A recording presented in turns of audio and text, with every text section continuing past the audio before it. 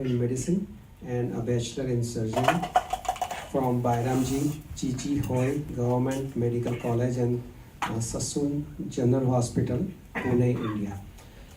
In the early 90s, he came in contact with ISKCON and consequently joined the ISKCON Pune temple as a full-time brahmachari. In 1995, he moved to ISKCON Chowpatty, Mumbai, India. He served as the director of ISKCON Youth Forum, ISKCON Chowpatty, for many years. Then he served as a temple management committee member of ISKCON Chowpatty. He also served as the member of the committee for spiritual liaison at ISKCON Chowpatty. From 1996, he started traveling to Aurangabad, Maharashtra, India, in addition to his services in Mumbai.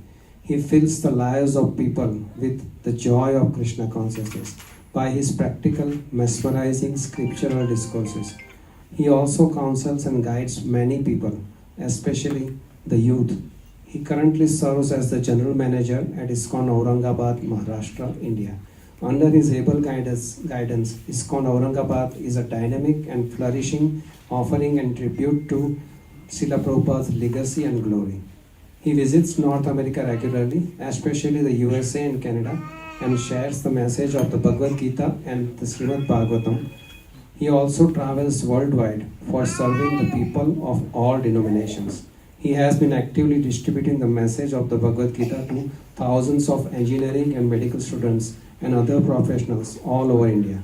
He is an inspiration to many professionals and youth all over the world.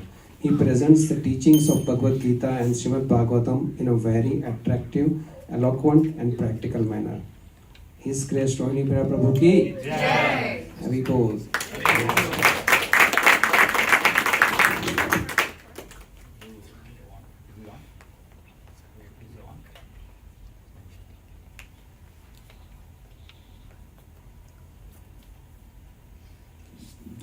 Hare Krishna, Krishna Krishna, Hare Hare, Hare Rama, Rama Rama, Hare Hare. Hare Krishna. Thank you for that warm welcome. My name is just Rohini Priya. There are no prefixes before it.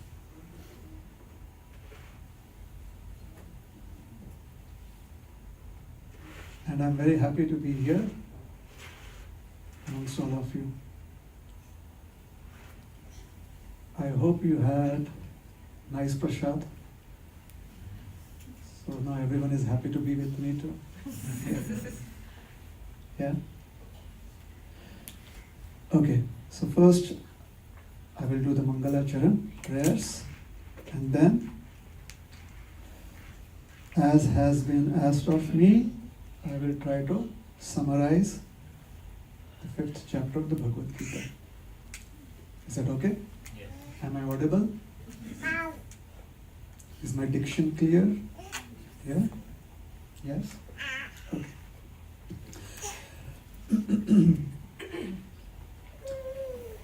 Om Jnanatimirandhasya Jnananjanashalakaya Chakshuram militam yena tasmai Shri Gurave Namaha.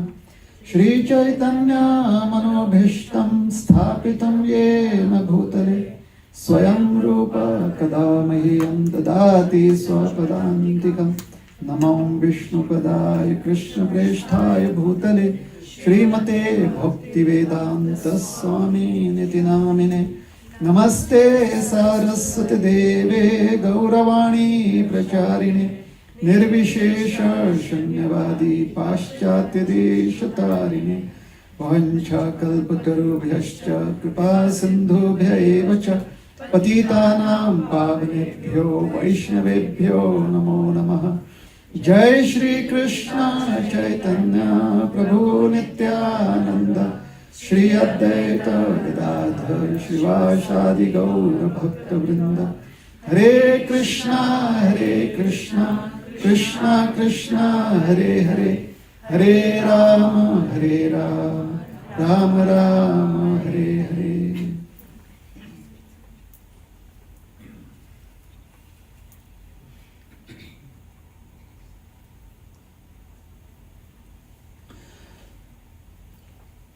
So, the 5th chapter of the Bhagavad Gita would mean that before this 4 chapters have been done with, isn't it?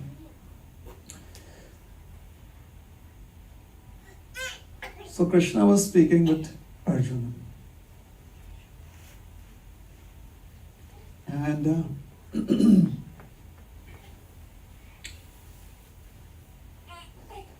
the place where they decided to have this conversation was just on the sidelines of a battlefield.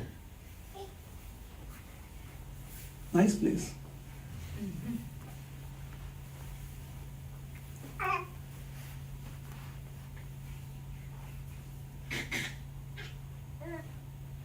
So Krishna was not speaking to Arjuna like, okay, chapter 1, Arjuna. Now that is the end of chapter 1, so chapter 2. Most probably he wasn't asking Arjun that, have you memorized your verses? Because he was speaking to Arjun in a language that both Krishna and Arjun could understand. So it was just a conversation.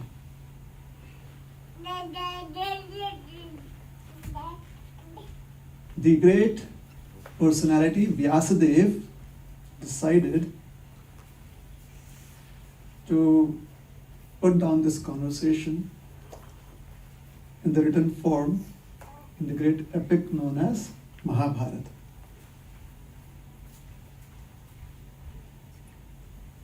It is from the Mahabharata that we are able to read, understand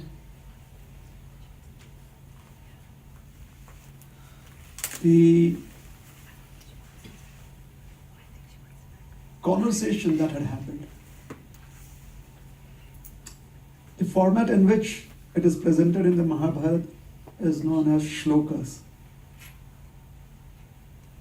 What you see here is one shloka from chapter 5. Why is it like that? Because that is how, those are the norms according to which in those days when Vyasadeva was writing his epic, those are the norms under which you can make a written presentation. Like we have paragraphs. Everyone understands paragraphs, right? They teach you how important paragraphs are. Similarly, this is a form of grammar. Hence it is presented as shlokas. Now if you want, you can consider shlokas to be mystical, that's up to you. Why no shloka?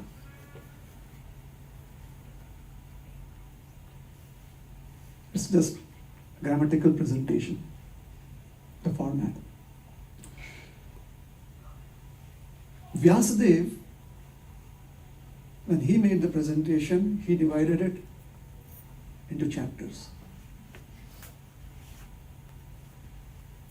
Later on, great personalities found certain themes in those chapters. One of the great personality whose theme we are going to refer to is our own His Divine Grace, A.C. Bhaktivedanta Swami Srila Prabhupada. So he entitled this chapter as, can we just scroll up?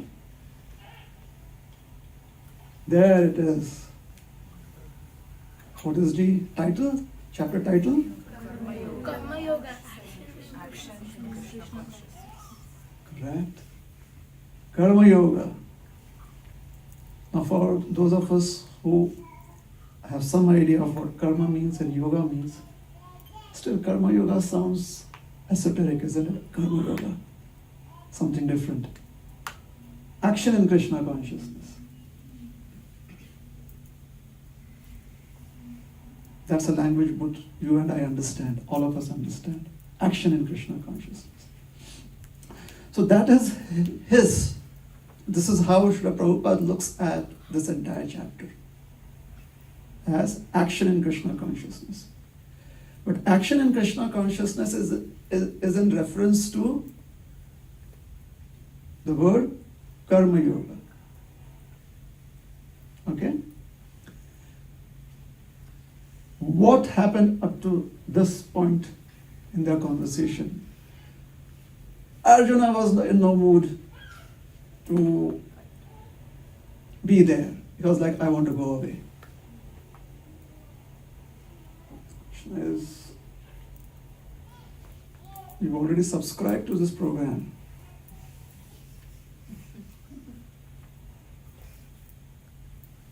There's no way you can turn back. No, I want to find a way I can go back.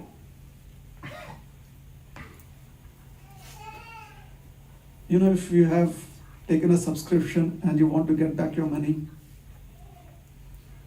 have you ever been in a situation like that? You want to get back your money and it's becoming a little difficult, then you come up with so many reasons. Oh, this happened, that happened, it's difficult for me. So that is what Arjuna is doing. He says, I want out. And he gives his reasons. What are his reasons? He says, I am fearful. I am fearful to act.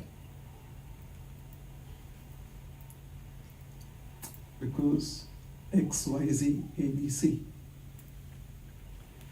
So the entire chapter is just Arjuna trying to explain to Krishna why he wants his subscription back. That is chapter 1. So then Krishna, he shows him the fine print. When Arjuna has made that deal, has signed up for that project, Krishna so shows him the fine print. He says, when you signed up for this project, you ticked all the boxes which stated that you are courageous, you are convinced, you know exactly what you're doing. You ticked all of those boxes. And now you say you want to go back. That's not possible. So Arjuna says, then please convince me. So in the second chapter, Krishna starts describing to Arjuna the common mistake that most of us make with our own identity.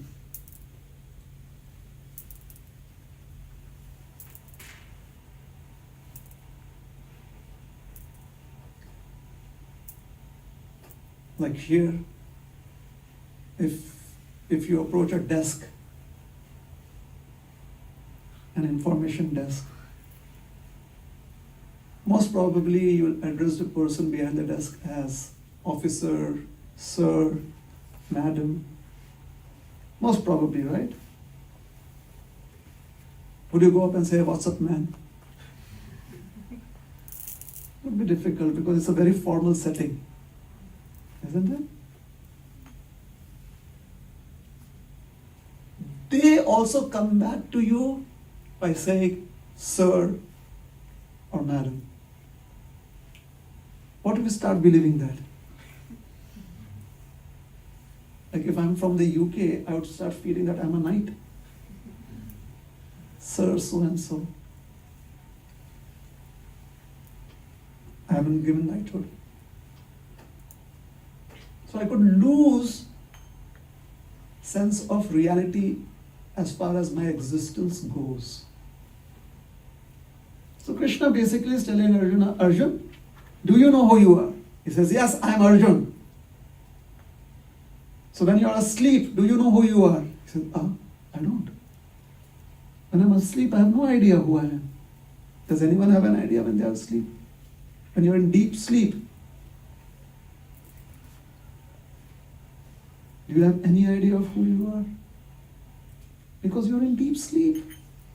Sometimes when you wake up from deep sleep, it takes you a moment to realize who you are, where you are. Oh yeah, I'm a boy or a girl. takes a moment because you've been in such deep sleep, you're so tired, you're in deep sleep. When you wake up, you're lost. You have to regain your bearings, isn't it? So practically every day, for a certain part of that day, 24-hour day, the very identity with which we have lived is lost when we are asleep. So then what is our identity? Those who are awake, they look at us and they say, like Krishna may look at Arjuna and say, hey, you're Arjuna. But because Krishna is Krishna, he's a funny person, right? He has a very funny way of presenting things. He's like, Arjuna. And Arjuna is crying. He's like, I don't want to do this thing. He's, Arjuna, you're not the body, you're the soul. Like, where did that come from? Out of the blue. He did not even give him any hint as to what he was going to say. Can you imagine you walk into a room and somebody says, sir, you're not this body. And if you are desperate, like, my flight, I'm going to miss my flight, where is which gate? Sir, you're not this body. Madam, you're not this body. What is happening? So Arjuna was in deep, deep despair, and Krishna says, you're not this body, you're the soul. That really shocked Arjuna. Like he completely lost all bearings of his lamentation. He was in a very comfortable space. You know, sometimes when you're lamenting, you're like, I don't like this, why people don't give this to me? I hate everyone. That's a very comfortable space to be in. You feel very secure with that idea, at least for the time being. What can shock you out of that situation? In the case of Arjuna, it was Krishna's words. He says, you're not the body, you're the soul. Arjuna is like, whoa, tell me more about it. Krishna says, you don't have to ask me, I'll tell you more. And he goes on and on. For quite some time, he's describing how the soul is different from the body.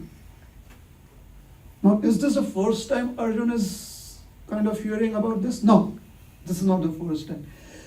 But the way it has been presented to Arjuna, it seems as if it is an eye-opener to him. He's all ears.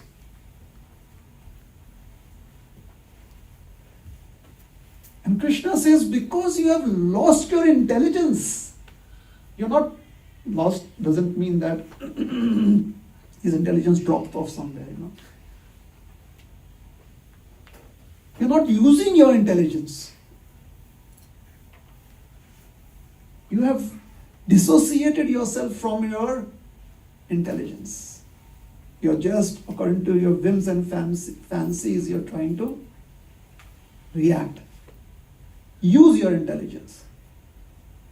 And since he was describing to Arjuna the idea of how one is the soul and not the body, he says, use your intelligence with respect to this perspective.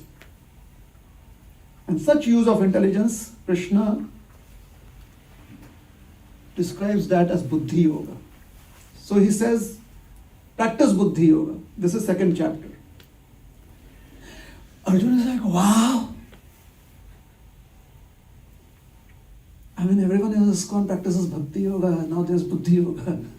These terms are so nice, Bhakti Yoga, Dash Yoga, this yoga. Buddhi Yoga. So the excitement that was there on his face is lost after a moment because he realizes, okay, so what is Buddhi Yoga? Krishna says knowledge of how the intelligence has to be used. Arjuna said, great, Krishna, does that mean that I can just go away and try and focus on my intelligence and understand how it works? That is what Arjuna is trying to do. He just wants to leave the battlefield. So Arjuna says, wonderful Krishna, now you told me Buddhi Yoga, that is what I am going to do.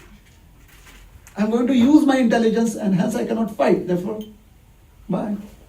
Can I go? Can I leave? Krishna says, better than not performing one's duties, one must perform actions in Buddhi Yoga. And that he terms as Karma Yoga.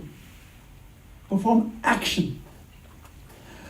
Arjuna is like, again is back to action. So now Krishna says better than. So that's how the second chapter ends. Something is better than the other. So the third chapter has to begin with some description. So what is better? Action. Action in Krishna consciousness. Action in knowledge. Karma Yoga. So the third chapter, Krishna is describing Karma Yoga to Arjuna.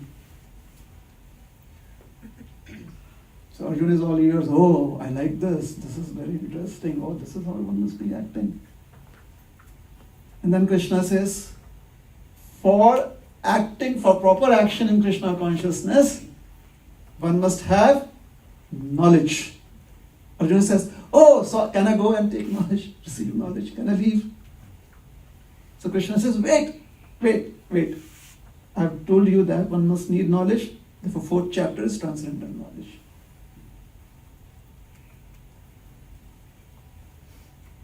Where to get the knowledge from? Hence he describes who is a good source for such knowledge.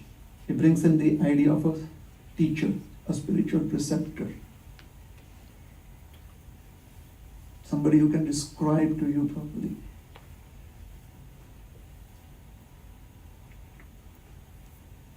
With such knowledge is born detachment. Arjuna says, I'm detached. I'm detached, Krishna. Can I leave now? So he's using so many pretexts to leave. Can you imagine what it must have? Just try and think. How much effort Krishna is putting into Arjuna. Because every single moment he's trying to find a reason to leave. So now since he has described about transcendental knowledge, Krishna again says, in transcendental knowledge, detachment is born. Arjuna said, I'm detached. He says, with such detachment, one has to work. Arjuna is like, oh my God, this is too confusing. First you say knowledge. So typically if you want to receive knowledge, how do you receive knowledge? The person that gives knowledge to you has to be kind of stationary. Let's suppose you have someone running around giving knowledge, pacing up and down. Would it be easy? No. One has to sit in one place, stand in one place, right? One has to have the projector up. Imagine the projector is kind of sliding this way and that way, all across the room. Would it be easy? No. So the idea of understanding knowledge, accepting knowledge, is based on tranquility, is based on not doing anything, just understanding. So physical activities have to be stopped. And the understanding of action in detachment is that you have to be active. This makes Arjuna a little more confused, and that is why, can we scroll down? This is the beginning of the 5th chapter. He's like, Krishna, okay, can you just remove the verse, the translation, no, the verse text. Just click on the verse text. Yes. This is where he expresses his confusion in the 5th chapter. First you tell me to renounce, because you tell me get knowledge. So I can only receive knowledge if I'm inactive. I just have to be active hearing. I cannot be active working. So first you ask me to renounce work, be in knowledge, and then you recommend work. So if you go to the verse, work in devotion, that is the translation that we have. If you go to the verse, there are 2 words that have been used by Arjuna. Can I go back to the verse again? Sannyas and Punar Yogam. These are 2 words between which Arjuna is having some issue. There's sannyas, which basically Arjuna is saying, you tell me to renounce work. And then yogam. But yogam basically means with the help of something, or you get connected to some object and you do something. So karmana. That is where karmanam comes. So that is karma yoga. So Arjun is using the words sannyas and karma yoga. His idea of sannyas is renunciation and his idea of karma yoga is action. Is that clear? Everyone understands this? Okay.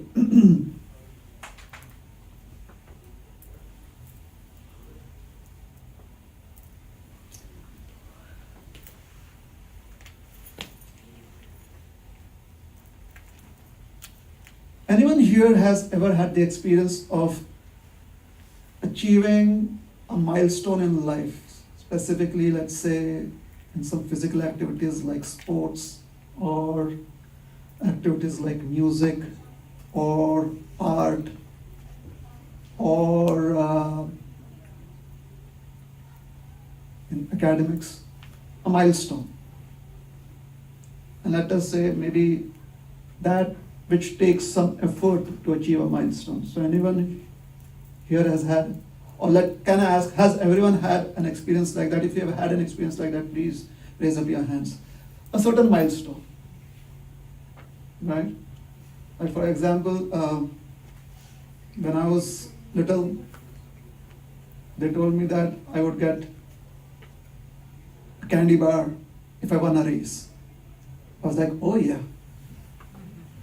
I want that candy bar. I was too young, too little, like maybe 4. The other competitors were as zoned out as I was. So most probably they did not understand what they could have if they won the race.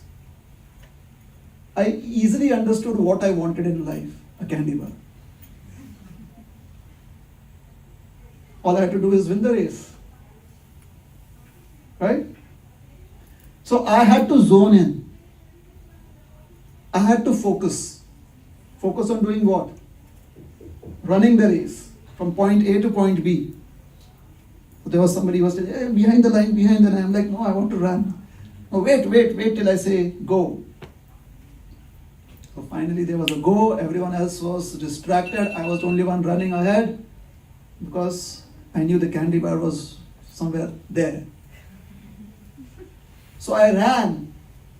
And they said, that's the end of the race, but I wasn't stopping. I ran up to the person that had the candy bar. Can I get it? Yes? The others, most of them, they were too young maybe. Even I was young. But somehow I realized that if I needed the candy bar, if I needed to achieve that milestone, I had to zone in. I had to focus.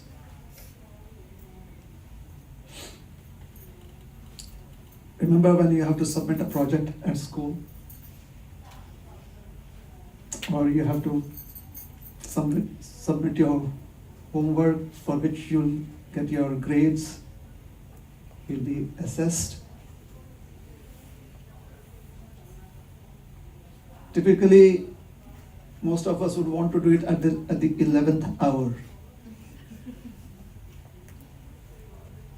And you get it done at the 11th hour, right? The focus that we put into it is so very important, isn't it? It's like you have to submit by 12 night. You're like, oh, I'm racing against time. So if someone offers you your most cherished object in life, you're like, okay, after 12, after I submit my project. This is what is called as renunciation. When you're so focused on a cherished goal that you lose all understanding of any other distraction that can be. Why do you lose that? The object of your focus is much more important than everything else. It wasn't as important till maybe 10 o'clock at night. Till 10 o'clock at night, you had many other things to do. But if you had to submit it at 12, before 12 midnight, all the things that seemed so important up till 10 p.m., all of them become trivial.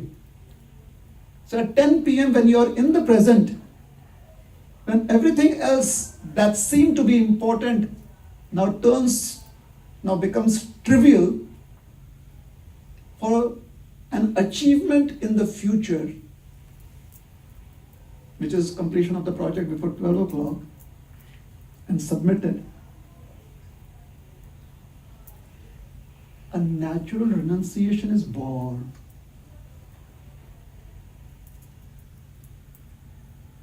The strange thing about this renunciation is that you're not inactive, you're active.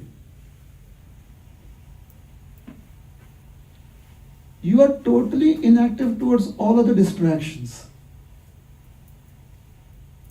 And you are actively working towards achieving your goal. You're putting in all of your efforts to achieving that goal. Action in Krishna consciousness is a very simple idea which speaks about such sacrifices that everyone has been making in life for certain cherished goals in life, certain milestones that they have had in life. So is it difficult to be renounced while you are acting or while you're working towards a goal? No. Here renunciation is not about what you're working on. It is about what is not required. You have to be renounced towards that. You have to give up all of your connections, all of your attachments, all of your desires, all of your assumptions about those distractions. Like, hey, do you think you can come and visit me? You're like, wait, after 12.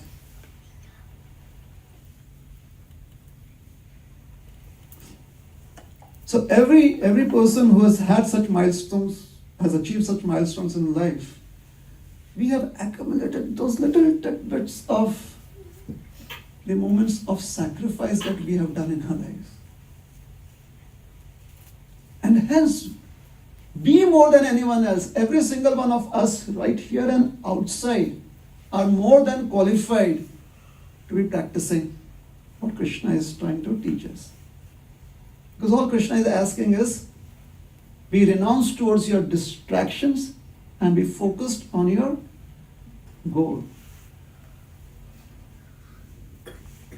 So every single one of us is qualified to do that. This is called the spirit of renunciation. What is the spirit of renunciation?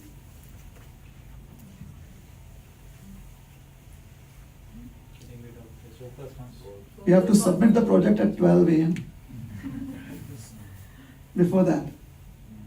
Otherwise, a second beyond that and I would get an F. Is that true? Or you have to go and ask your teacher, please, this is what happened and just I was a little late. You have to take that extra effort. So when you know where you are, you know what your capabilities are, you know how achievable the goal is, it's so easy to renounce for an hour or so, for 120 minutes or so.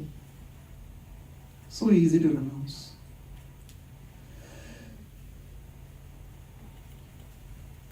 When we have a healthy approach towards preventing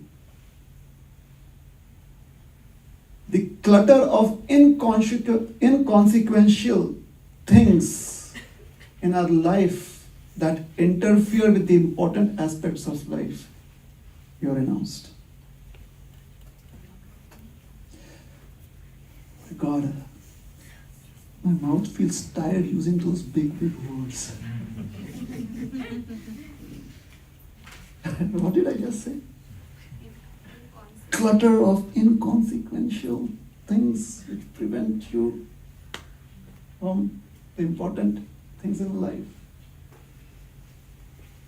What are inconsequential things? Inconsequential things are those that practically have no meaning in your life, but still they are around.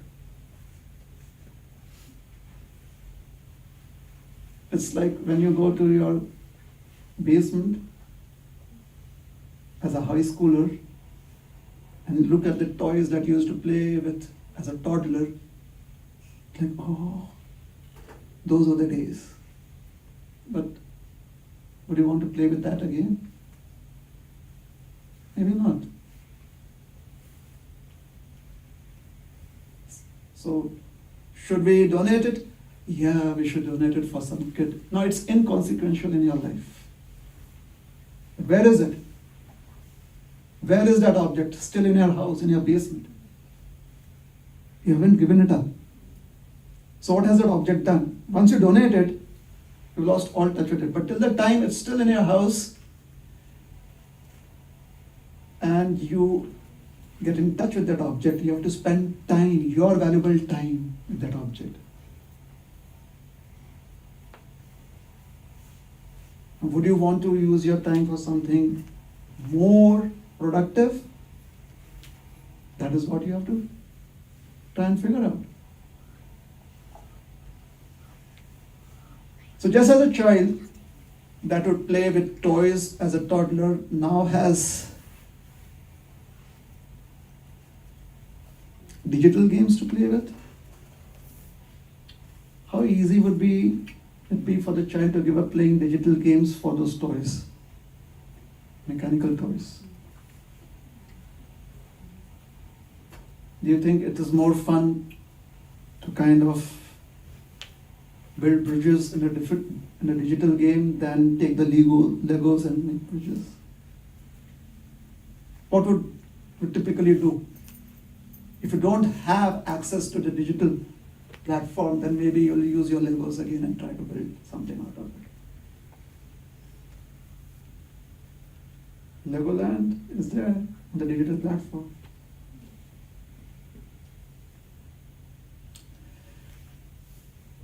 When you understand the value of the goal that you're trying to pursue, then whatever else you have accumulated and which has become inconsequential to you, you easily give it up. So renunciation is not so difficult. It's not so, let's say, dreary thing.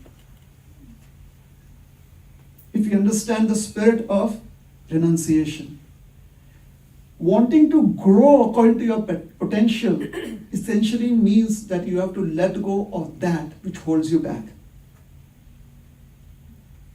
Is that correct?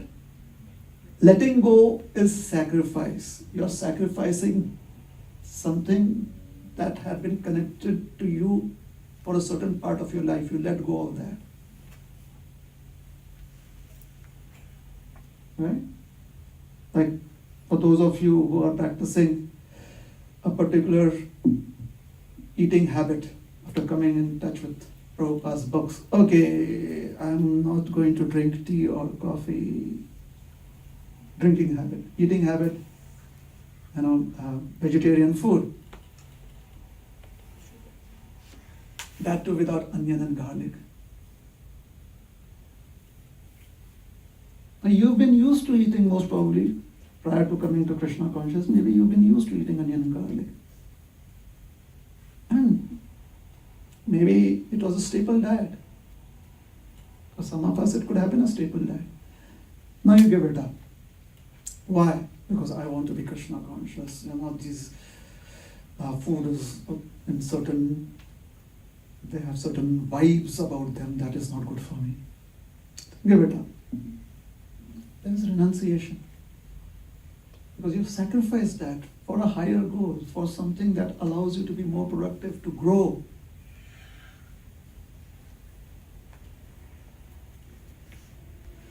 So in the 5th chapter, this is what Krishna is wanting us, is encouraging us to do. He doesn't want us to live a life of seclusion in renunciation, because that is a very, very basic concept of renunciation. Very, very basic concept of renunciation. So yesterday I was at this airport. And it's a very common experience at public places. Somebody was like this, totally unaware of anyone or anything around them. Totally unaware. Can you say they are in seclusion? Seems like that. Isn't it? So to be in seclusion, do you have to go away from the crowd? No. You just have to be absorbed. Isn't it? Now, which do you think is easier to do? Be absorbed in an object that you really like, or an objective that you really cherish? Being absorbed in that? Or going away to a very remote place and be by yourself? It's easier to do. To go away to a secluded place on this planet Earth, maybe you have to just take a one-way trip to Mars, according to Elon Musk. At least for the present.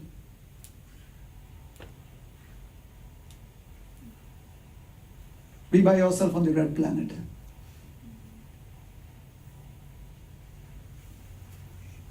And to be absorbed, you can be in the middle of the airport, and if you're absorbed in whatever pops up on Snapchat, you're in seclusion. If you're absorbed in whatever pops up on WhatsApp, FaceTime, isn't it? You're in seclusion.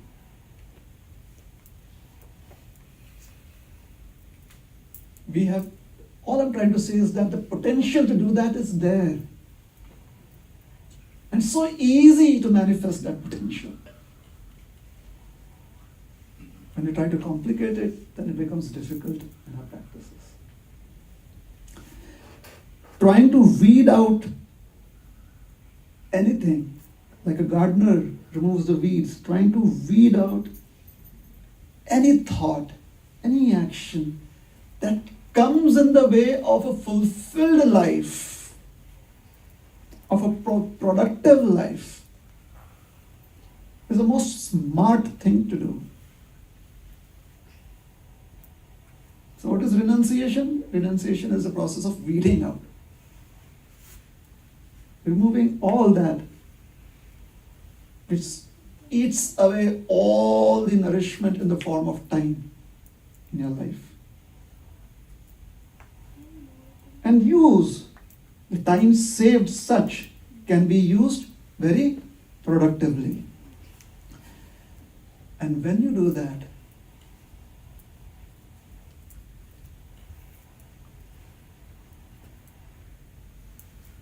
when you finally submit, you click on the submit button right at 11:59 p.m. The sense of fulfillment that is there. Done. You're sure that you're going to get minimum B. Maybe not a C, definitely not an F, because you've submitted it.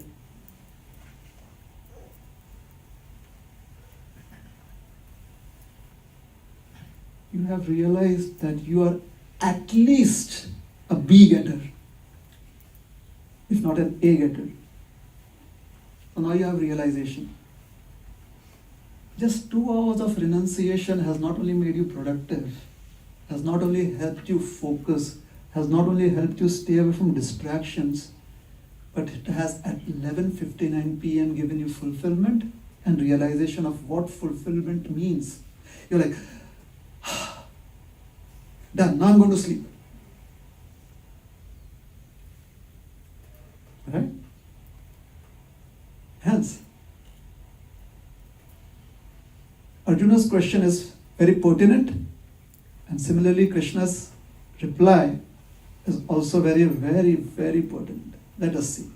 Now we are going to just summarize. So Arjun has asked this question. Can we remove the text and just stay with the translations? I'm confused. Should I renounce work or should I act? To Karma Yoga. But then that is not sufficient, right? When you have to make a choice between A and B and you're confused, it is but natural to ask, which is a better option? Wouldn't you do that? What do you think? Which one is better? Is A better or B better? Right? See what Arjuna does in verse number 2 and 3. Can you go to verse number 2 and 3?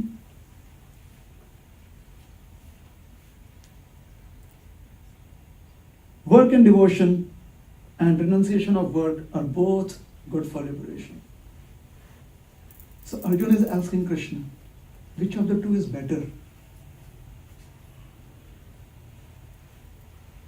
The unasked question, in one sense, has been answered by Krishna. Why is Krishna saying both lead to the same goal? Because Arjuna wants to know which one is better. Because you told me both. I am impressed by both. Still, and as I said, Krishna is a very funny man. Funny person. He says both lead to liberation. Still, of the two, one is better than the other. And when he says better, he means it's easier for you and me to do. It's like, at this time of the day, should I take 401 or 407? Well, they say take the toll road, 407. The traffic there is much more than on 401. So which is better?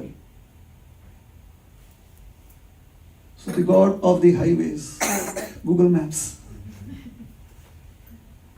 says, you save 2 minutes if you take 401. So you take 401. So Google is just telling you, you can save 2 minutes. Would you want to save 2 minutes? Oh yes, I want to save 2 minutes on this journey. You make that choice. So Krishna similarly is saying, Arjuna, this is easier to perform. And he says better, it is easier to do. Being absorbed in an activity that is very interesting in a crowd is much more easier than trying to run away from the crowd and being by yourself. And trying to there find absorption. Because you have to run away and find a place like that first of all. And if you land up in the wrong place, you're like, oh, I wasted my time. Now where should I go? Where in the other process, you have to be right there. All you have to do is try to be absorbed. Absorption has to be in both places. Either in seclusion or right now in the middle of the crowd. So that's the goal. Liberation is both places. Which is easier? Where do you have to do? Spend lesser energy in going and trying a place, going and trying to find a place that is in seclusion, or trying to be absorbed right where you are. Lesser energy is used when you do that right in the middle of the crowd. Hence Krishna is saying, of the two, which is better? Work done in devotional service. Now if you look at the verse is still speaking about Karma Yoga and Sannyas. Okay?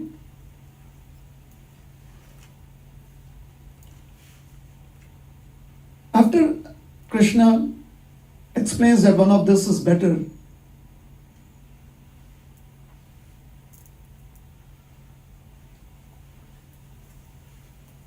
Arjuna is tempted. Arjuna is like, okay, sounds exciting, but can you tell me if there are some additional benefits to it? What else can I get from this? Now, it would have been very simple if after this Arjuna would have said, all right, Krishna, I choose. That's not how we are. That's not how we are programmed, right? We want to know if there are some additional benefits to the choices that we make. Okay. So the next few verses would be Krishna describing the additional benefits that you get. Now that is all right, but are we going to be satisfied with just the benefits being listed? I mean, there is this underlying feature to our existence. Not only do we want to know what is the benefits available on the other side, we want to know if I by any chance choose the other option, would there be any loss? True? So what is going to be the benefits on that side? And supposing, maybe if I decide to make this choice, is there any loss? So then Krishna will describe what is the loss too. If you perform action in Krishna consciousness, then a list of things would be achieved. And if you do not do that, if you do not perform Karma Yoga, then a couple of losses have been explained. Okay? After that, Krishna, very interestingly, he's being very funny here. He's trying to see if we are paying attention or we are just being superficial. He says there are two ways, both lead to the same goal. Of the two, there is one that is more helpful, more practical for people like you and me. Right? Now he's not speaking to some yogi in the caves. Maybe there he would have given a different option. He's speaking to somebody who's just like you and me, who likes hoodies. No, we like things. We like to have accessories.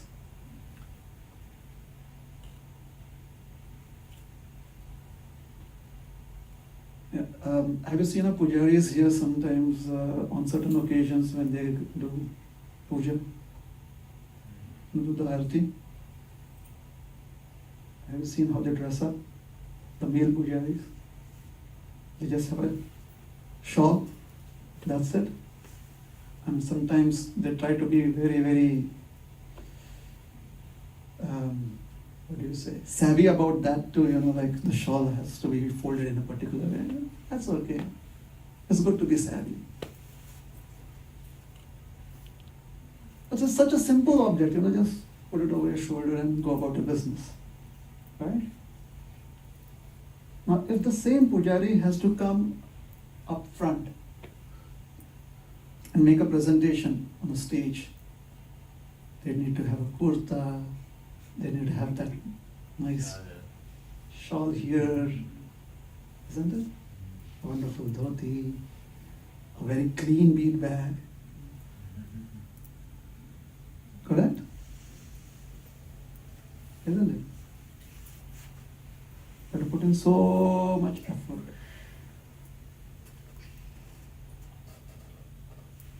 So, if Krishna were speaking to somebody like the pujari, he would have said, yeah, just be done with, like the cave. What option would you have? But people like you and me who like accessories, we really need to understand how to be renounced in the midst of those accessories. True? In the midst of kirtan, people like kirtan here. So how to be renounced despite being a very good mridanga player? That's an art. Have you ever tried being in that situation? You're playing very nicely and everyone is like looking at you, wow. The kartal. And you have your shawl or you have your dress, gopi dress and things like that.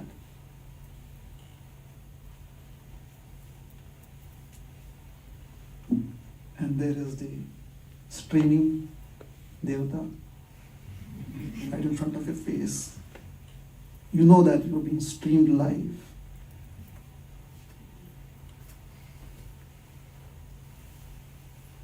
And in the midst of that, you find absorption.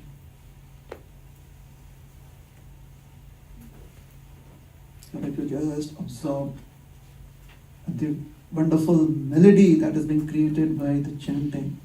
You forget that you are being live streamed. You lose sight of that. You lose sight of time and space. You're just with yourself. Did you have to find a quiet meditation corner for that? No, right in the midst of all of that.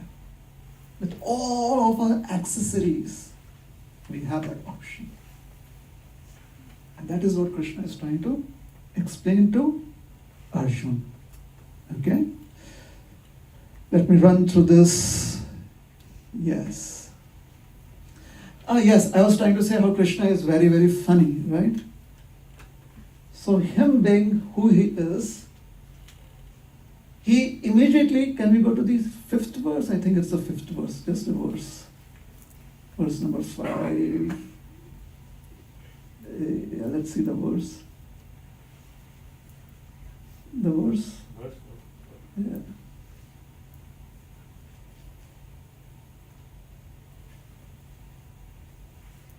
Six, maybe.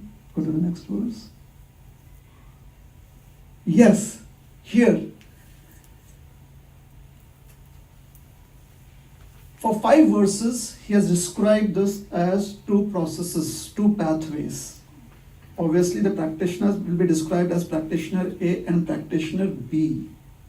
So, practitioner A is one who is practicing renunciation. Renunciation means you have to be completely absorbed in yourself, which means you are completely disconnected from your surroundings, which basically means you are in deep silence.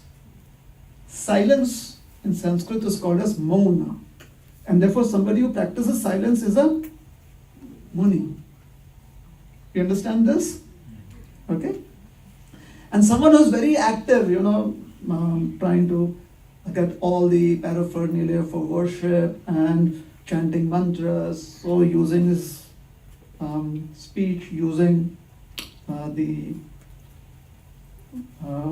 bodily limbs, very active, is performing action. Action is called as karma. And when karma is used in service of Krishna, it is called as karma yoga. So whenever the word yoga is used here, it is in terms of karma yoga or action. And for sannyas and somebody who's on that path, the word that can be used is muni. Krishna being very funny, he says, Yoga Yukta Munir is merged to. He says, the person who is acting in Krishna consciousness is actually silent, is actually practicing profound silence. He is a Muni.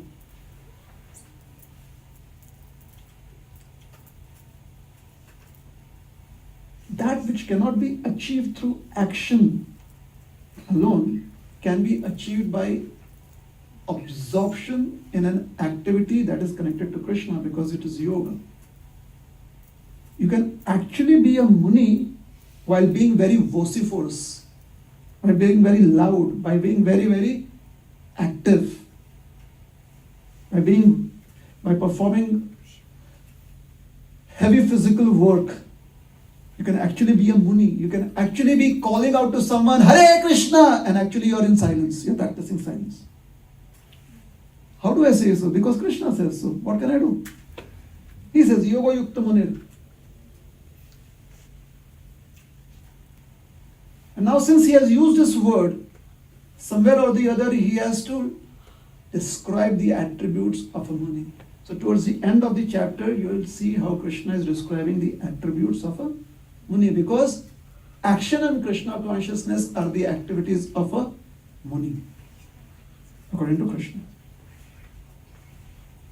Is that all right? Now, if those are the actions of a Muni, and a Muni is supposed to be in deep silence and meditation, how do you perform meditation? 6th chapter, Dhyan Yoga. Arjuna's next question is, what is this meditation? How does the person perform this meditation? Krishna says, all right, here. And that is how the 6th chapter begins. Is that all right? So I haven't gone through the flow verse by verse. I've just given a gist of the 5th chapter. Is that okay? Action in Krishna consciousness. Karma Yoga, action in Krishna consciousness. This Karma Yoga or action in Krishna consciousness has been called by, the chapter has been entitled by other great personalities as Karma Sannyas Yoga. Karma Sannyas Yoga. Srila Prabhupada has given us this title, Karma Yoga, action in Krishna consciousness. Basically, being renounced in the spirit of renunciation, perform devotional service. Why? Because we want to grow in life. We want to be very productive, and anything that stops us from being how do I say it?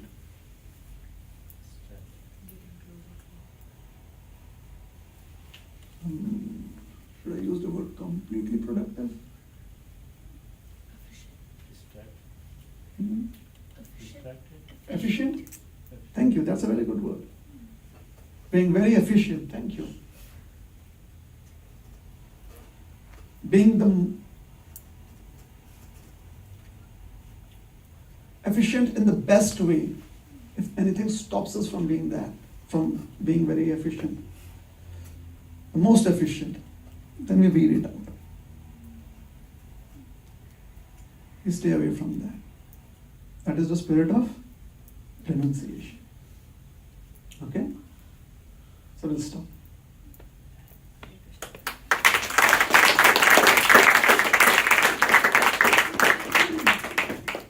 Hare Krishna. Hare Krishna. Does anyone have any questions or comments?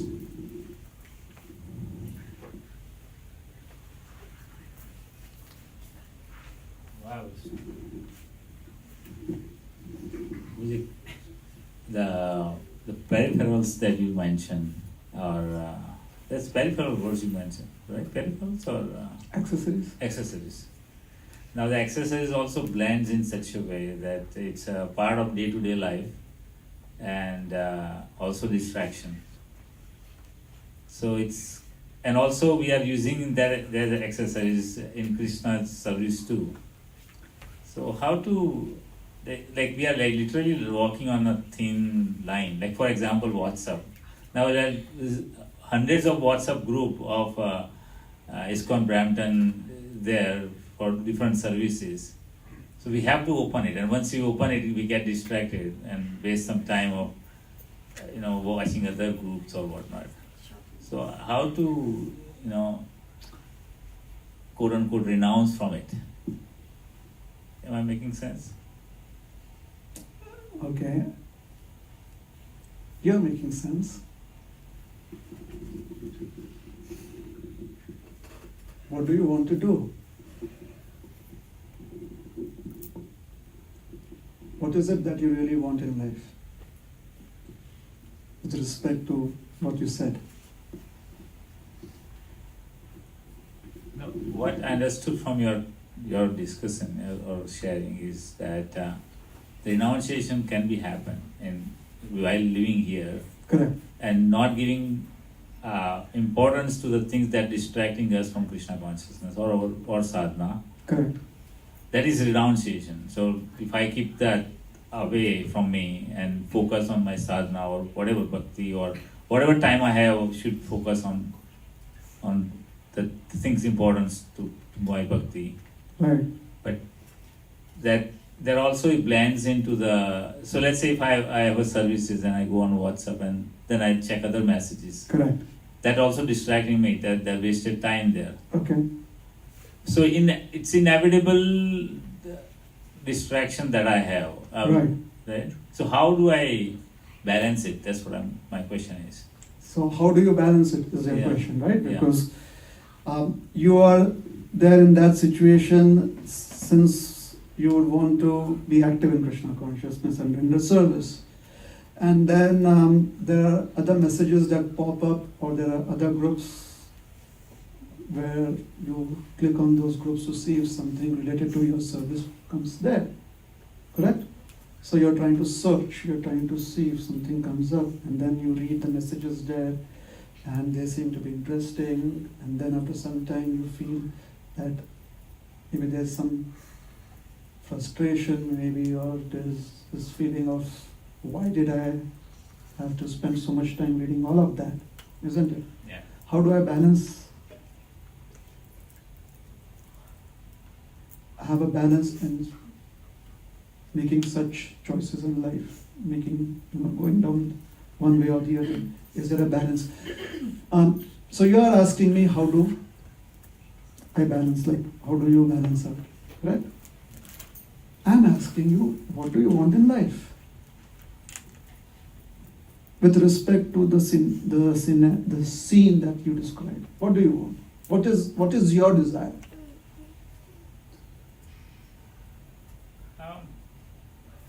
Okay, let me give you options to make it very specific. Is your desire to read those other messages if they are not connected to the service? But I'm habituated to. Understand that. Yeah. What is your desire? I mean, if by core in the heart, no, I don't want to read it. You don't want to read it, Yeah. right? Yeah. Now, do you want to act on that desire? Yes. Do it. How? That's the thing. How? By not reading them. What if there's an important message about some service? Well, is that how messages are conveyed? There is a protocol, right? If something important is there about a certain service where you are involved, then there must be a way to reach out to you. We are trying to find out if they have developed a new protocol. Right? So let's say, okay, there is Seva ABC, and they have this group Seva ABC on WhatsApp. You are a part of that Seva. Okay? There's another group called as XYZ. The Seva that you have, according to the protocol that you all have decided, would not be posted on XYZ. Because that's the protocol you all set up, right? I think the protocols are clearly defined. Now, I feel that what if? So does it mean that the people around you come up with new protocols? So where does this desire, this idea, what if it is posted on XYZ come from? That is where you have to introspect. Is it the idea is like option A? Is it that we are thinking, are we missing out?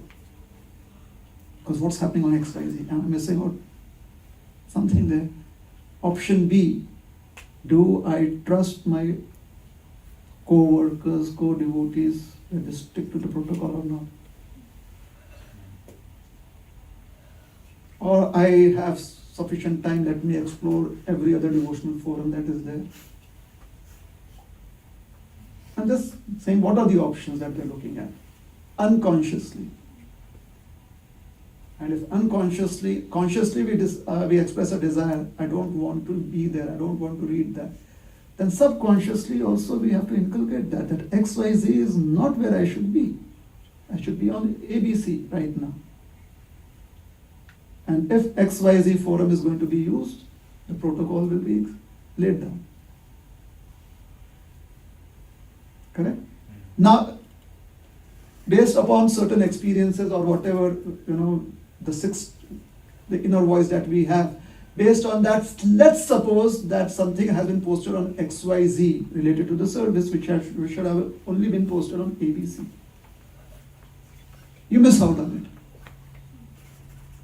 People come back to you that, hey, why didn't you read it? You're like, it was not posted. They say, no, we posted it on XYZ. You can always ask them. That was not the protocol.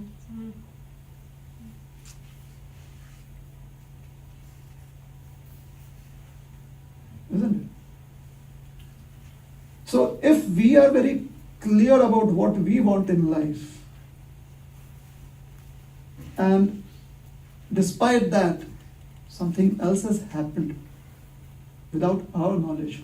We are not supposed to be the Paramatma knowing that, oh, that is going to be.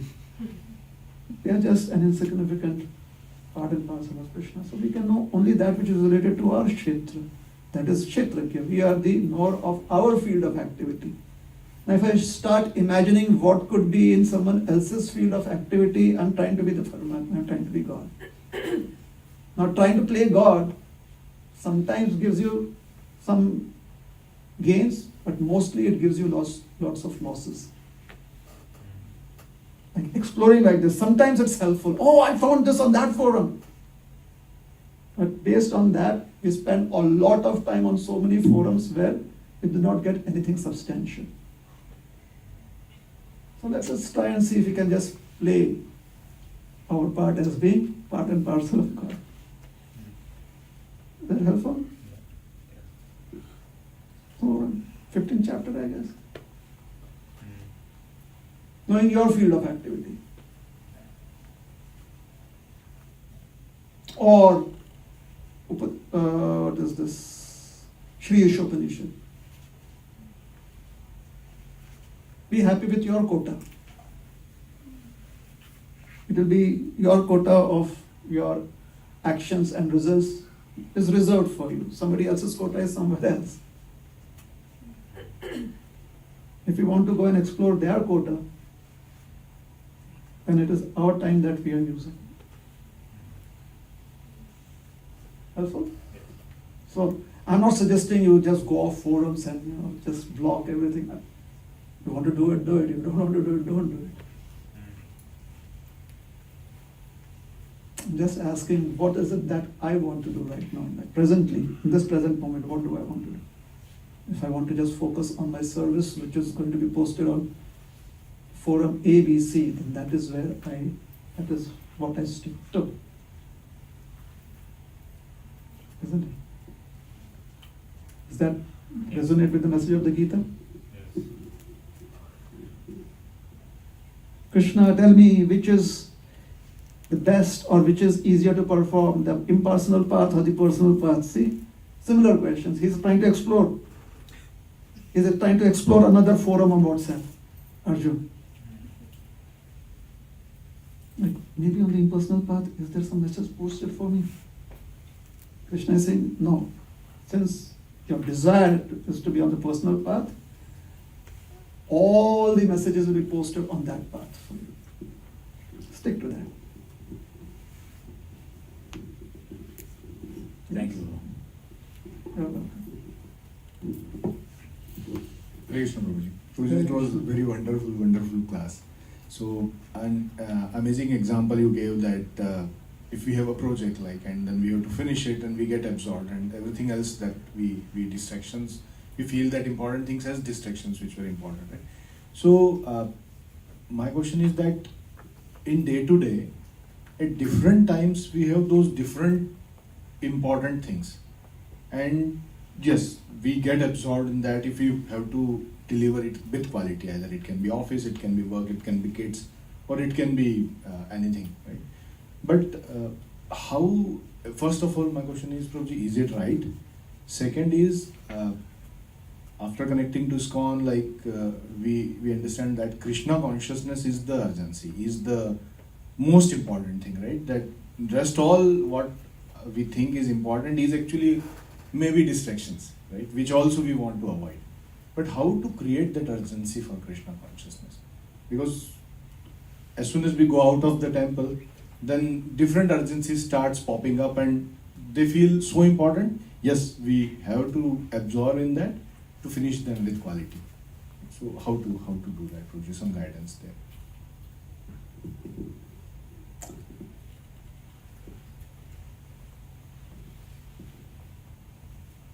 There was some poem or some rhyme, I'm not sure what. It was about there were 8 and one went somewhere and then there was 7 and then something happened and then there was 6 and then there is 1 and then that one went and then there is none. Monkeys on the side. 5 little monkeys jumping. Something like that? Yeah. So sometimes I feel that when we practice Krishna consciousness, that is what we are left with. Oh, I left this, I left that, now there is none. I am no one except servant of Krishna. Well, it is described that there are about 50 attributes to a certain extent, 50 qualities that every soul has. 50 different qualities. Okay? So it's difficult for the soul to just have one flavor. So Krishna consciousness is not going to be a dull affair at all. And we need not use the facilities of the external world to try and spice up our Krishna consciousness. If we read the scriptures and we look at the qualities of soul, Krishna we know has 64 qualities. How many of us have heard that Krishna has 64 qualities? Correct? We've heard. Similarly, the soul has got about 50 qualities. Hear that? Never? We are so much focused upon Krishna's qualities, we don't focus on our own qualities. Yes? About 50 qualities. We may have some permutation and combination amongst those qualities, but definitely a lot of qualities. For example, you want to be creative, you can be creative. You want to be powerful, you can be powerful. There are ways you can do it, because those are the qualities that are explained. You can have creation, you can have maintenance, destruction in various, not like Krishna does, but in terms of actions. Yeah.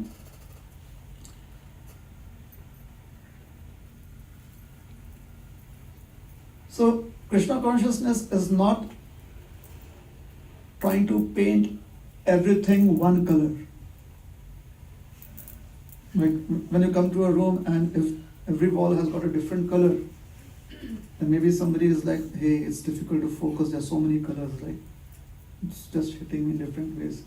I want to be meditative, I cannot meditate here for meditation. I need just white or black, just a single color. Krishna consciousness is not reducing oneself to that state of existence. It's not possible. Why? See, one of the I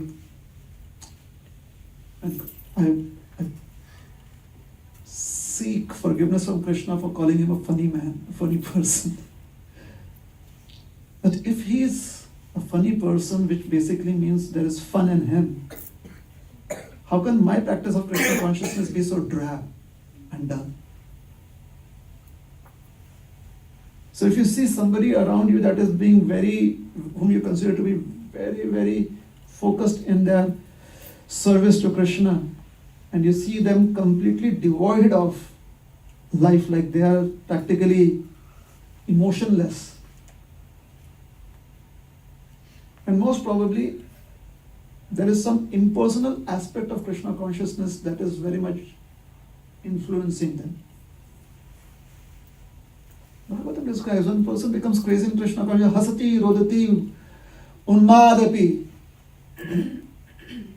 dhavati lokabahi. He's crying like a mad person, is laughing like a mad person, is telling everyone, hey, did you know what happened? Krishna is doing this, hey. It's like painting, making a picture of Krishna. It's like maybe doing somersaults, maybe doing, I don't know.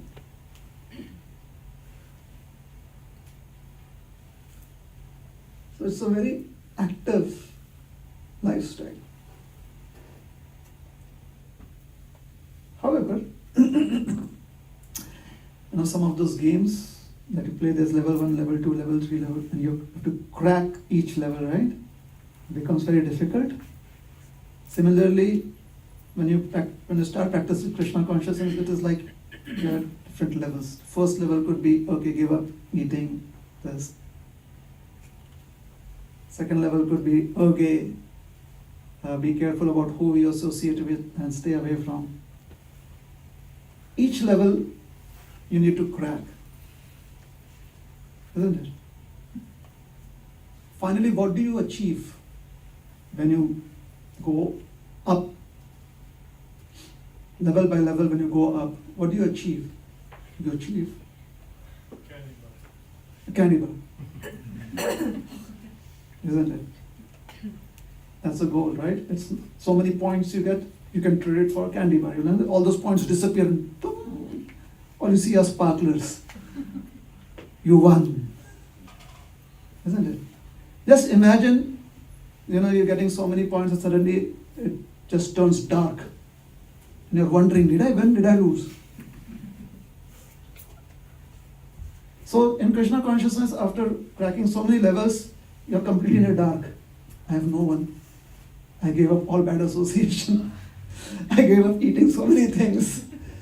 All I have is just white dress, saffron dress. Isn't it? So that is not the game. The game is where those sparklers come out. Like you won this game. Okay? So in our practice of Krishna consciousness, that is when Krishna comes, or we are going back home, back to Godhead. So we are not going to pick up our rucksack and, hey, I'm going back home, back to Godhead. There's going to be a nice airplane coming. Somebody trying to come and say, yes, now you have gained our nationality, so you have access without any visa needed. You have access to our resources, so that someone, important person will be coming there. And that person will have sparklers with him. You won!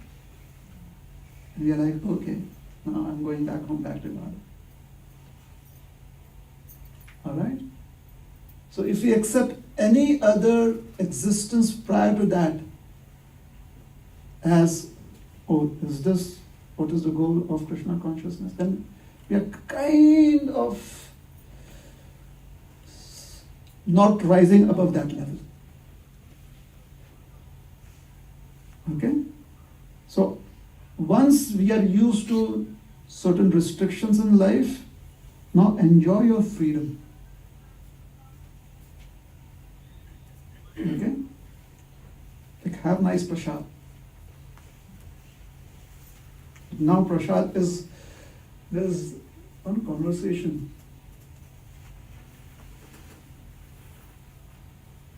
Maybe I'm going to mention this in another class in the GTA area. One person asked another, a very respectable gentleman in society sitting next to him, on eating prasad. He said, are you eating prasad or is prasad eating you? So he got very angry. Like, what do you mean? Do you think I come here for eating prasad? Because he felt as if he's chastising him. Are you eating prasad? Is prasad eating you? Like a whole plate full of, sometimes you wonder who's consuming home. Isn't it? So Bhaktisiddhanta Saraswati Thakur, he said, the inquiry was appropriate because we have to let prasad eat us. That's a very weird idea right now. You talk to someone and say, yeah, prasad is going to eat us, they'll think that you belong somewhere else, isn't it? But the goal is, what Bhaktisiddhanta explained, what does it mean, let prasad eat us? He says that when we let prasad eat us, we let the mercy consume us. Because prasad means mercy. When you're consumed by that mercy, that is when you become one with that. When you're consumed by another existence, when your existence merges into that existence, you get the qualities of that existence. So when we let prasad consume us, Bhaktisiddhanta is explaining this. It's in Bengali actually, the English translation is somewhat like this. When we let prasad consume us, prasad is mercy. So we are allowing the mercy to consume us. Now we are going to have the same characteristics that is of the mercy. What are the characteristics of the mercy? Spiritual. However, if we eat prasad, then we are trying to give our attributes to prasad. And therefore then prasad becomes, oh, this is not very sweet, oh, this does not have sufficient salt in it. Because we are giving our attributes to prasad. We are trying that. We are trying our best to do that. And we live in the illusion that, yeah, we have given our attributes to prasad. Yes? So yeah, this mercy is very salty today. Right? So Krishna consciousness is a very, very, it's full of fun. Not the practice of Krishna consciousness. I'm not saying the practice of Krishna consciousness. That depends on us whether we want to let it stay fun or not. But Krishna consciousness itself is, as Krishna is very attractive, Krishna consciousness has all attractiveness in it. Therefore it's very fun. It's very pleasing to the heart. Is that helpful? Thank you, Prabhuji. Thank you. Okay. So,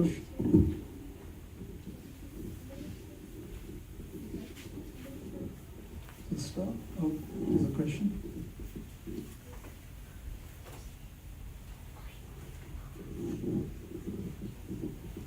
Hare Krishna, Prabhu. Hare Krishna.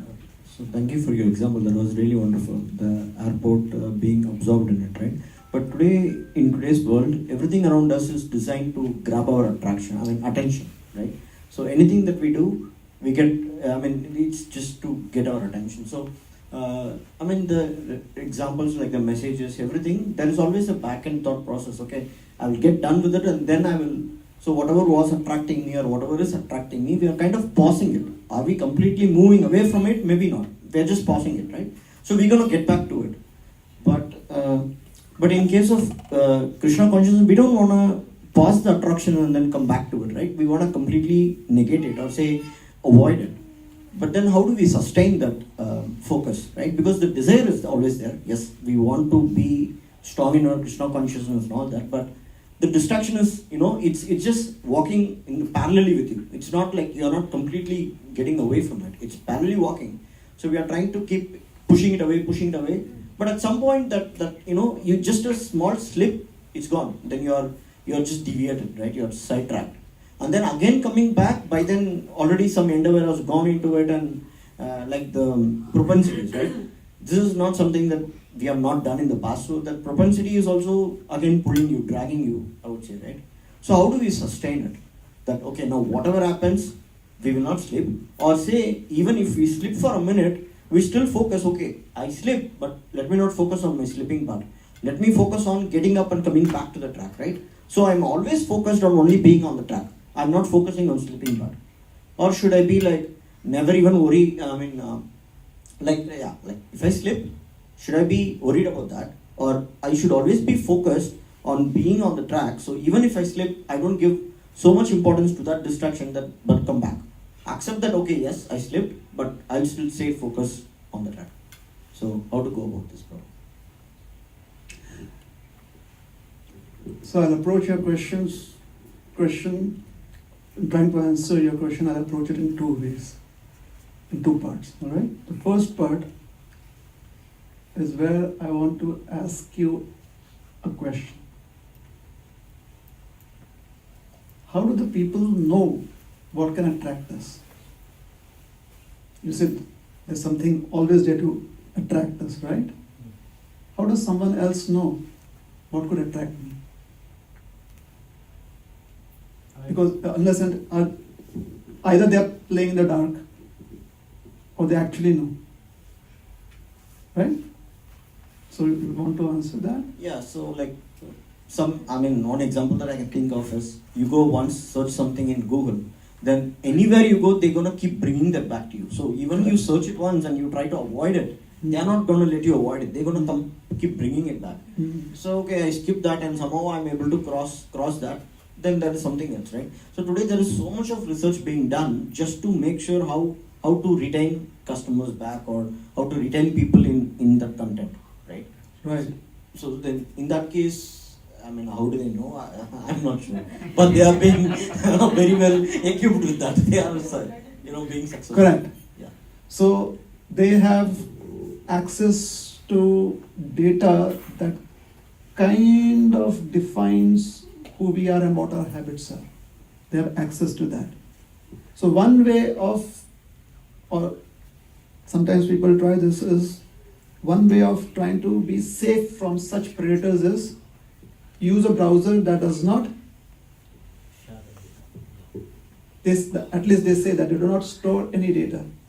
Or if there is data, then it gets deleted within, let's say, 15 minutes or something like that. Is that true? Yeah, that's true. So then you would want to do that. That's what they say. But we know that in the digital world, there's always going to be digital footprint somewhere. Why? Because a digital, any reaction will only be there if there is an action. So unless and until that action has been imprinted, there cannot be a reaction coming. We cannot have the browser provide us information unless and until we input a query. Is that correct? So as soon as we input a query, there is a digital footprint. Is a digital, right?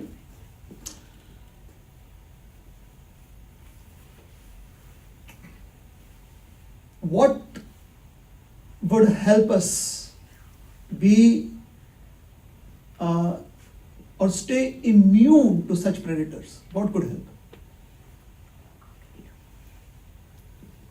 Isn't it focus? If we are focused, like when we are working, Yes. we are so focused in our work, we don't see anything else.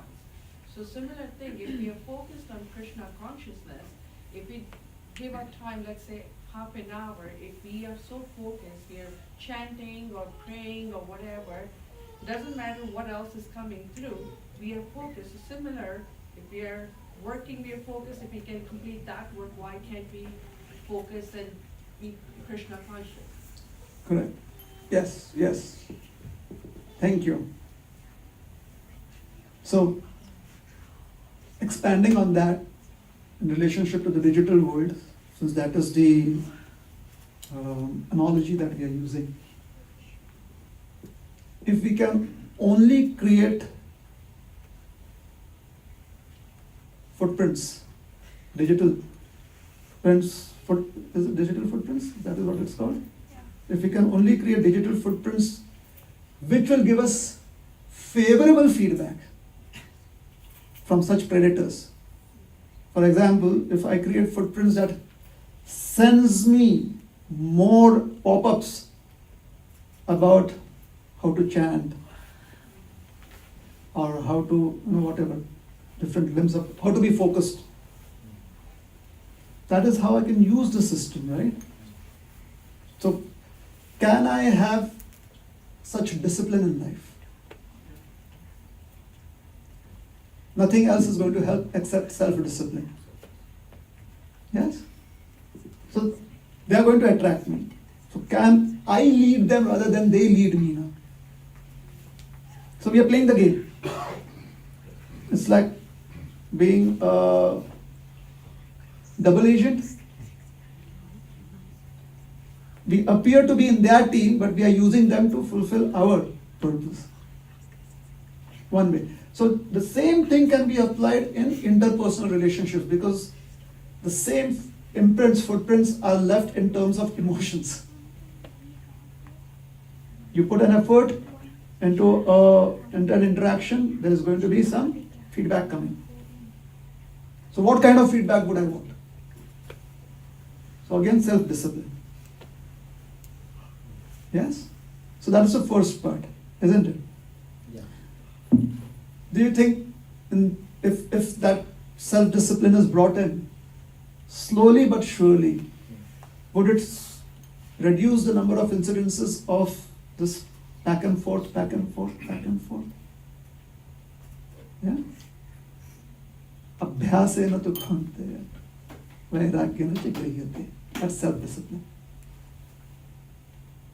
Introspect, understand what your needs are, and then along with that, whatever unessentials come, have the eyes to see that and delete it, remove it. Is that all right? So, is it okay I expanded on what you said? Yeah.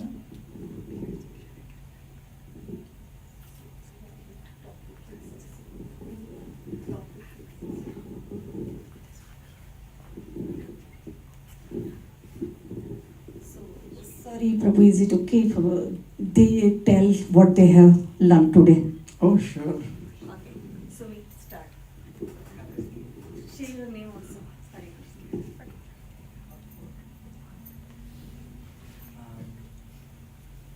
Hare Krishna, my name is Sumit. What one thing you learned? One thing I learned is in a world that, like, in this yoga, going into like the forest and giving everything up is one of the hardest things you can do, and it's better just to work with devotion in your daily life, because the amount of distraction and amount of things that are trying to bring you away from Krishna are hard to avoid, whilst if you stay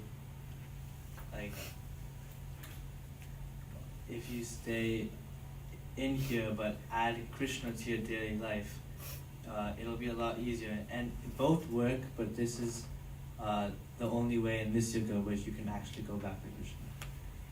Wow. Thank you. That was really good. A good summation.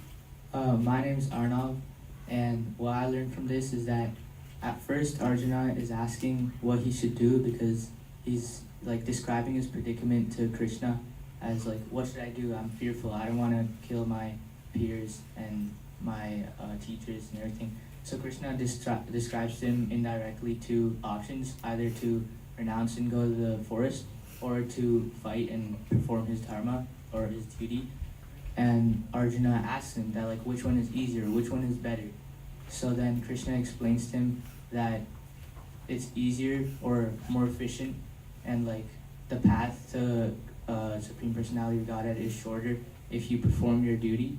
That's why we should find inaction in action. So like even if we're in a crowd and everyone's doing one thing, it doesn't mean we have to do that one thing. We can also be in our own little bubble instead of just separating ourselves from that crowd. Thank you. Well explained, isn't it? Bubble. Yeah, that's very graphic. My name is Devansh, and I learned that two things. Krishna's a funny guy, and also that I explained that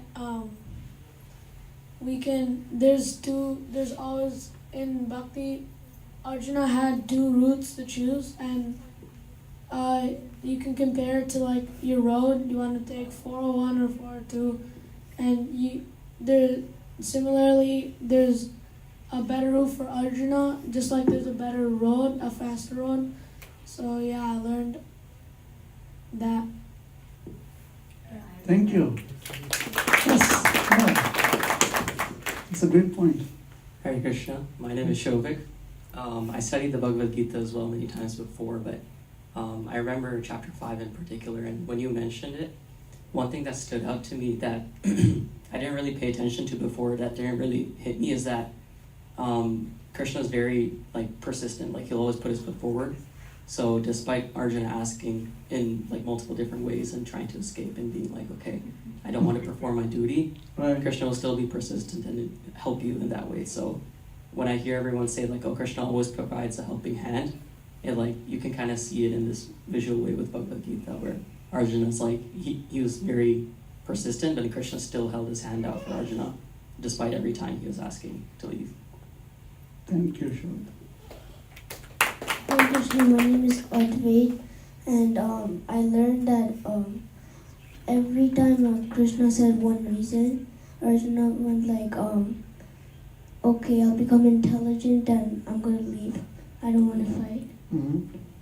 So he was just trying to escape Mm-hmm. because he didn't want to fight his peers and stuff. That's so true. Prabhuji, there is some kid hiding behind the curtain. Can you ask him the question? Yeah, I will ask. Don't worry.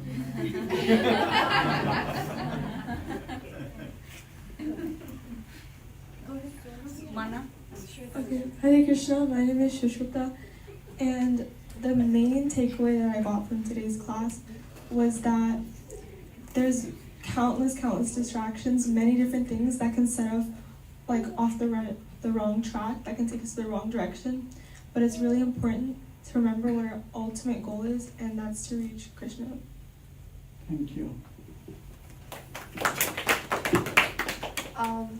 My name's Manha, and one thing that stuck with me when you were answering the question, that whatever route you take, like you have to go through whatever is coming to you, you have to like absorb it. You have to face the challenges because that's the route you chose to take. And yeah. Thank you.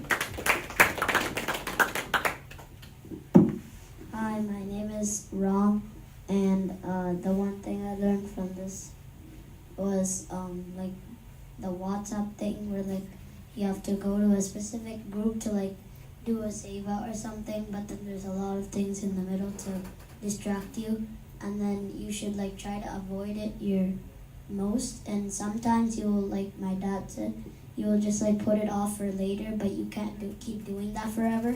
At one point you'll have to like just not quit it, like stop doing it, or you'll just get consumed by it and you'll only do that. So you have to like always focus on what you have to do, and you can't get distracted by anything else.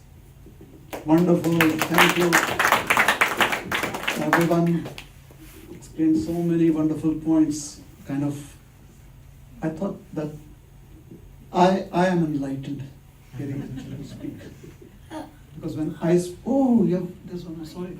Hare Krishna, my name is Rajveer, and one thing I learned from this was that when Arjun was like, what way should I choose to perform my like devotion knowledge, how to absorb it, he was always looking for a way to get out of the situation and just go back.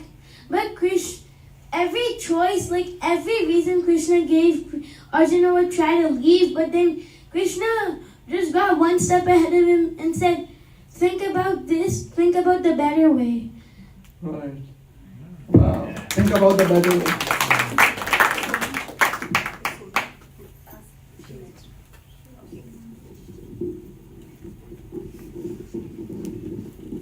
Hare Krishna, my name is Hira, and one takeaway that I learned was that we have a lot of distractions in our lives, and it puts us off the track. But our like ultimate goal is to reach to Krishna, and to reach a helping hand. We know that He will help us.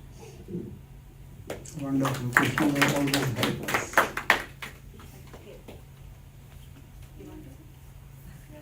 So can I say one sentence, which this time what I'm going to take it away? What do you want? I want to say that the program has come to an end. Yes. Now it's like, this is what another Takya Kalam. Thank you so much. Hare Krishna, Shri Prabhupada ki jai.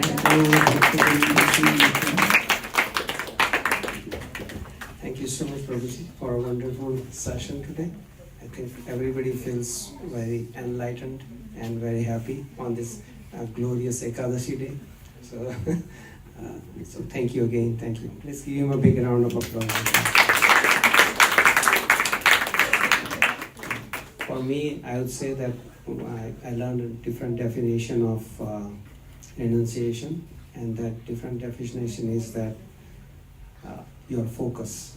So you should be focused on something to renunciate. So like we learned different definitions, like to give up things, to focus on Krishna. So like this one is the definition where we are focusing on something and giving up other things, and that is renunciation. So that's wonderful. Thank you so much. Hare Krishna.